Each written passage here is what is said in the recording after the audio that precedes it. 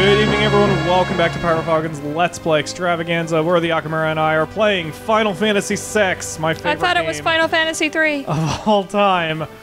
And in the last episode, we helped Terra escape her immediate problem, but then she fell down a hole, showed her butt, and is now unconscious. So, then we have this mysterious douche, treasure hunter, and trail-worn traveler searching the world over for relics of the past. Let's name him now. After he gets done making surprise face, it's Locke! It's Locke! Locke Cole. Welcome, Locke. I prefer the term treasure hunting. You're a thief. He's a thief. Semantic nonsense. There's a huge difference. And I'm pretty sure he just flipped me off. Anyway, were you the one who sent for me? Yes, there's a girl he'd like... Oh yeah, I like this. Voice this. And look at Locke's reaction. Yeah, there's a girl I'd like you to meet. I love that. He just gets in his face. This better not have anything to do with that Magitech riding Imperial Witch. And it totally does. So, Imperial troops are trying to chase her down. And, okay, so this old man is saying that Narsh does not have the muscle to deal with it. So they have to join the returners, and he's being a little exposition-y here. It's an underground resistance movement. Whatever. So, we're gonna go rescue her butt. Her sexy, sexy butt. We're gonna leave the rest of her there and just take the butt. And Locke's cool with this entire plan. Locke is cool with finding the butt. Yes, although right now he doesn't realize the butt is in danger. He had to go to Figaro to meet with the king, and on his way he found the hole, and he's found the butt, and the rest of her. And he's found a shit ton of enemies. And we gotcha. Oh, fun balls. Fun balls. Wonderful. There's a whole bunch of them. Kupo. Kapow! Bah. What? Even Moogles like the butt. Anyway, just bah. Moogles are adorable. For some reason, they're more adorable like that than they have been in more recent games, I feel. Like, no, I'm good. I'm good. Kapow! The alternate answer should be, are you PyroFalkon and you know literally everything about this game? Then we're gonna shut up now, Kapow. Alright, Mog is in this team, so we want this team to move forward. So, there are a few ways you can do this. And the way I prefer is to run around and slaughter everybody before sending in a team to actually fight the boss because of this bullshit. This is one thing that I think is really overpowered in this part of the game. That you have to deal with these stupid mammoths who cast bullshit on you. And it screws you up. So I have one team basically... Moogles are fucking scary, man. Mopping up the... Oh yeah, I should have... Should have used a heal art, Kapow. No. That's the problem. There are no heals at all here other than the few items I have in my inventory. That's a bunch of bullshit, Kapow. So we sacrifice the Moogles so we have a better team go. Alright, so Coupon down there has a full moon, and that little diamond symbol next to full moon means that his weapon is just as effective from the back row. So we're gonna move him to the back row. So hopefully he doesn't get his ass handed to him. Oh. And I like saying that. Cuckoo can stay dead. It's cool. Kick some ass, Mog. Yeah. Oh, and we managed to do that before he got his damn blizzard off. Excellent. Back when I was a brat and I first got into the Final Fantasy series, I would always talk like a Moogle, and I annoyed the shit out of my brothers. That's good. Your brothers needed the shit out of... Annoyed the shit out of, or something. My brothers need to go die in a fire. And that's all we're gonna say on that really depressing note. We are. Alright, so far so good. Kapow! Mog's team is, like, OP because Mog is OP for this particular sequence. I should see if I could bring up my little girl voice and do it there. Jesus! I never have this kind of luck against those mammoths. Usually by now I have to use the reserve Moogle team. Huh. Whatever. Okay. I'll show you the way you're supposed to do this, by the way, because the way I do it is sort of the pro way to do it, but there is a different way you can handle this particular scenario. And just like that, I think we've eliminated all the... Yep, we've eliminated all the minor enemies. Alright, so... Now we're gonna go back to Locke, Capo! The way you're supposed to do it, oops, is this. You take each team and you block off one route, and then the enemies come at you randomly, and then you engage them as they arrive. Well, fuck that noise. We're pro. So Mog's team wipes everybody out, and now Locke's team will push the advantage. And here comes Locke for the save, Capo! I don't think that's gonna get annoying to me, surprisingly. Alright, oh damn it, I should have checked their team too. See who I could move to the back row. Well, I guess we'll find out here in a second. Anyone who has a throwing item is gonna get shifted to the back. Okay, so he can be shifted. So Koopop can be shifted to the back. Welp! Aw, a valiant sacrifice. Oh god, that is super crazy useful. Steal? Yeah. Yeah, but I never pull off a steal that fast. That's gonna give me a massive advantage early, that I have a mithril knife. It's gonna make, like, the first, I don't know, hour or so ridiculously quick. Yay! That means technically a speed run. Kumama? You alright there, buddy? Ah. Woot. Alright. Potion, tonic, good Muns. deal. Yay. Muns, yes. Back when Muns were GP, gold pieces, and not... GP. You know, I never did know whether GP is gold pieces or gold points. I always thought it was gold pieces, but I've heard it both ways. I always figured it would be like gold pence. He just put Terra in his pocket. Now he's going to take her out of his pocket right here. See? That's a large-ass gene God bless that unconscious babe in a jar I bought in Japan. Exactly. And she's 18, like I said in the last episode, so we can ogle her and not feel dirty about it. Back with us now? Of course. You saved me? Savior, thanks for the moogles. Pose. Oh, oops. Pose is in a second. You have amnesia? Now remember this. Locke freaked the fuck out when Terra said she had amnesia. Remember that. That is an incredibly subtle foreshadowing that you will not know unless you've played this game before. A man said my memory would come back. Give it time. You're safe with me. I give you my word. Remember that too. And Terra's confused as shit too. I won't leave you until your memory returns. Double exclamation mark. Kiss. He actually touches her shoulder here, but it looks weird. Like, you'll see it in just a second when I hit A, I think. He poses, and it looks like he is readying to fight her. Right there, see? I think you're supposed to take from that he puts his hand on her shoulder, but it just doesn't seem that way. It looked like he did, like... Oh, yeah. Whoops. Okay, talk to you. This is a classroom for the beginner. And yes, I am going in there.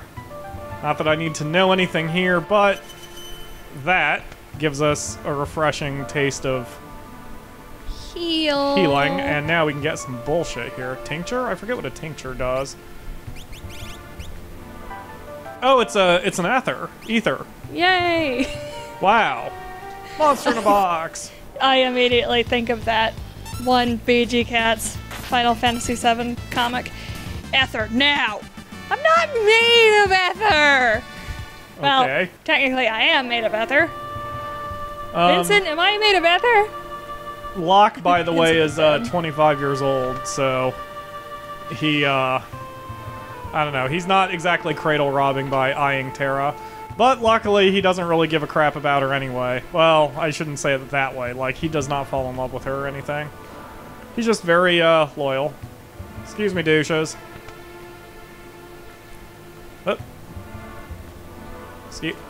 Excuse me.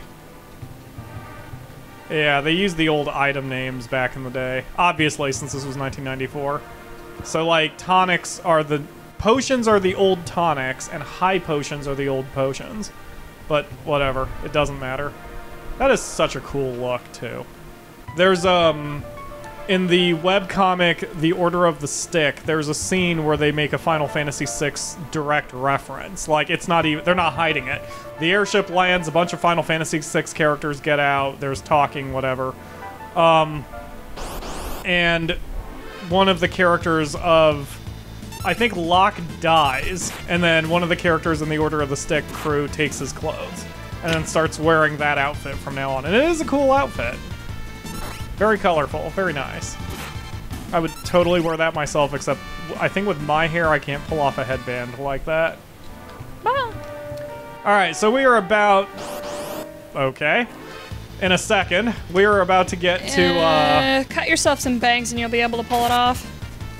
I don't know. Even with my... I think I'd look more like a hippie if I had long... Like, my hair in the back is long and I have bangs. Not really. You don't think so? No, usually hippies have hair that's at least varying lengths that are similar, or all the same length. I see. Especially female flower children. Like, when I let my hair down, I look like a flower child, I think. Yes. Yes, you do. Alright, so we're about to get to Figaro Castle, and I'm gonna shut up for part of the music, because... Okay, so after all of that, I just want to set the stage. We had to get out of there, it was dangerous, we're finally to the open world, but now we're safe. And after... You wind up realizing, especially at the end of the game, the Figaro Castle is always safe. There's one dungeon under Figaro Castle that you have to deal with. But the castle itself is safe. So you walk in and you hear... Apparently not the music I thought you'd hear. There it is.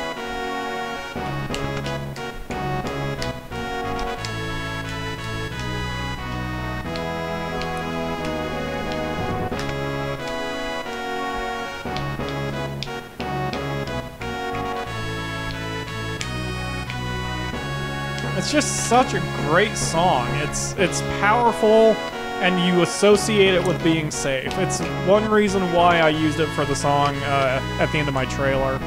Because it's everything you need in a song to also demonstrate just how epic the country is. Even though everything is just represented by tiny sprites in the overworld, you get the feeling that Figaro Castle is big and important, and the king is big and important, and he's not some douche.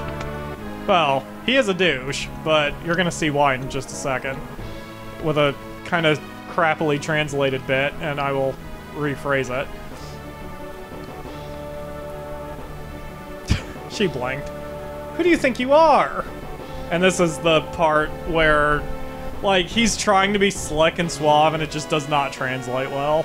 Oh, sorry. How rude of me to turn my back on a lady. And I'm pretty sure he's flipping us off again. Look at that shit. There is no way he is not flipping us off right now.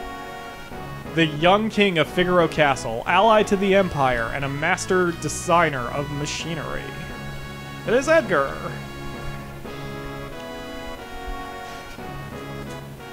I love it when you get those games where you have a king who doesn't take shit seriously. And then Locke is all surprised someone like me knows a king, and he and Edgar get goofy. Nod, nod, nod, nod, nod, like nodding turtles. And then they Locke smash their smash their heads together. So, you're an Imperial soldier. No problem. Figaro and the Empire are allies. Please relax while you're here. It's not in my blood to harm a lady. You want to voice her? Look, why are you helping me? Is it because of my abilities? I'll give you 3 reasons. First of all, your beauty has captivated me. No. Second, I'm dying to know if I'm your type. No. I guess your abilities would be a distant third. An emphatic no. She blanks and has no idea what's... What's with you anyway? Guess my technique's getting a bit rusty. What technique? I suppose a normal girl would have found him dashing, but I'm hardly normal. Aw. But that said, I guess that was mostly translated even now. That's interesting. But yeah, he, if you talk to all the people around here, you find out that he's kind of a womanizer. Or at least a giant flirt. He's a man whore, whatever you want to call him. Wannabe Casanova? Yeah. And he's a little bit Chocobo! more explicit, or at least he explains himself better in the Game Boy Advance translation. But, like, he'll hit on anything, like, as this little girl says. You want to do little girl recitative voice? His Highness said he'd marry me when I get older. Yeah, she's like 7. So, and Edgar, by the way, is 27, just to give you an example of what he is. Now, sad moment. And the reason this is the first scene you're getting where you get to see that every character has an equally important backstory. It's not just the Terra show; it's everybody. What's wrong with Father? What's all this talk of his successor? You blind? Look how thin his face has become. What is it, brother?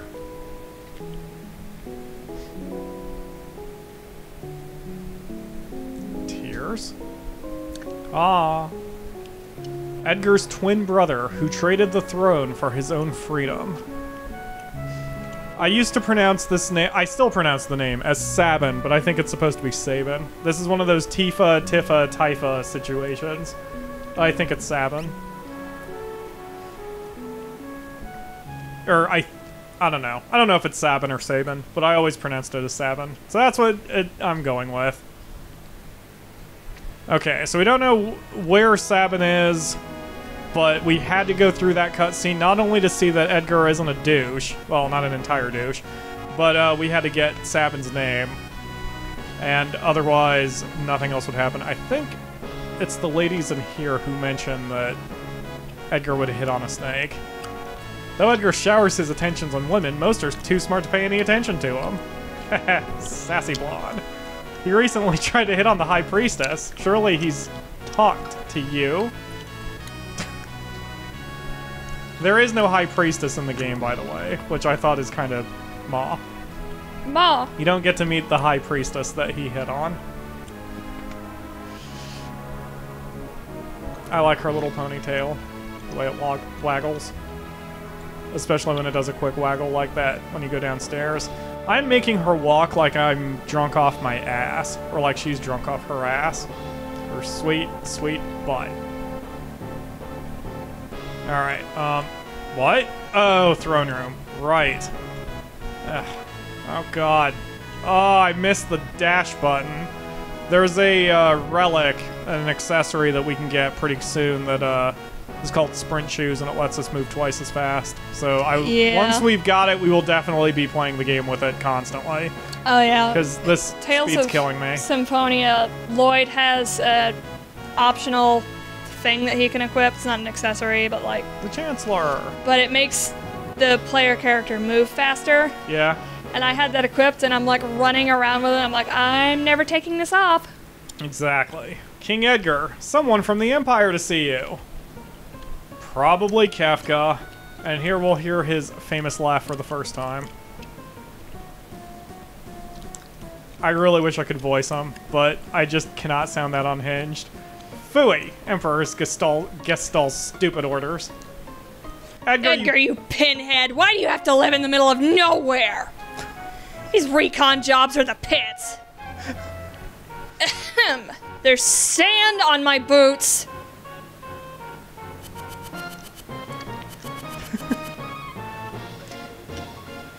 Yes, sir. All set, sir.